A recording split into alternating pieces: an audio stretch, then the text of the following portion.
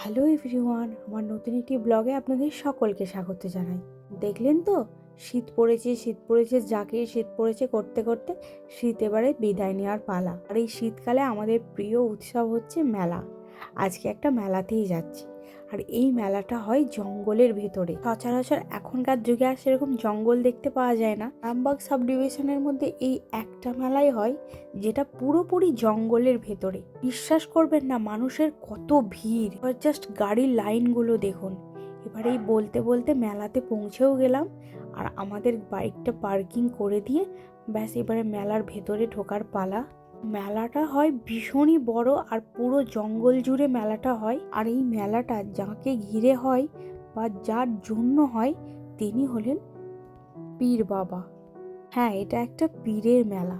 এর অ্যাড্রেসটা হচ্ছে আরামবাগ সাব ডিভিশনের অন্তর্গত ভাদুর পঞ্চায়েতের মধ্যে পড়ে। এই হচ্ছে সেই পীর বাবার মাজারটা, যেখানে হাজার হাজার লোকের সমাগম। ভোর 5টা থেকে মানুষ যাতায়াত করেন, একদম রাত পর্যন্ত হয়। আর এই একটা দিনই, এই দিনটার উপলক্ষে মেলা হয়। প্রচুর মানুষ বিভিন্ন বিভিন্ন জায়গা থেকে আসেন এই পীর বাবার দরবারেতে। তাদের বিভিন্ন মান্যত করা থাকে, তাদের আস্থা, তাদের বিশ্বাস, তাদের ভক্তি তাদের এখানে নিয়ে আসে। প্রচুর মানুষের সমাগম হয়। আর প্রচুর প্রচুর দোকান বসে। আর প্রচুর মানুষ কেনাকাটাও করে।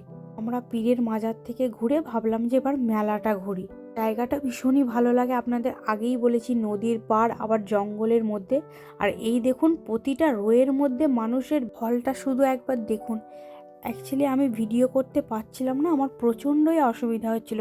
তবু আমি যেটুকু ক্লিপ নিতে পেরেছি আর কি। আর এখানে মিলি তো চুড়ি কিনতেই ব্যস্ত, আর আপনাদের টুকটাক করে আমি মেলার দোকানগুলো ঘুরিয়ে দিলাম যেটুকু আমি পেরেছি আর কি। এখানে অন্য সব মেলার তুলনায় প্রচুর দাম কম। এখানে মেনলি 10 টাকা, 20 টাকা, 30 টাকা, 40 টাকার হরেক মাল বসলেও লোহার যে জিনিসপত্র তার দোকান প্রচুর পরিমাণে বসেছে। আমি তো ওখান থেকেও কিছু শপিং করে নিয়েছি, নেক্সট পার্টে আপনাদের অবশ্যই দেখাবো।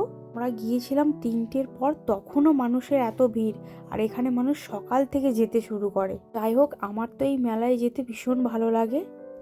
আপনারা যারা যান তারা তো অবশ্যই জানেন এই মেলাটা কীরকম হয়। আর যারা যাননি অবশ্যই গিয়ে ঘুরে আসতে পারেন একবার। যাই হোক, পুরো মেলাটা ঘুরে নিয়ে এবারে আমাদের বাড়ি আসার পালা, কারণ টুকটাক শপিংও করে নিয়েছিলাম। আর মেলার অপর নাম যে মিলনক্ষেত্র, সেটা এই মেলাতে এলেই প্রমাণ হয়। কারণ প্রচুর মানুষের সাথে দেখা হয় এই মেলায় এলে। মেলা থেকে বেরোনোর মুখে 2টো বেলুন কিনেছিলাম, বিশেষ করে মায়ের জন্য একটা। মা তো বেলুনটা পেয়ে ভীষণই খুশি। আজকের মতো আসি, দেখা হবে পরের ব্লগে। সকলেই আমার ব্লগগুলোকে ভালোবাসা দেবেন। বাই।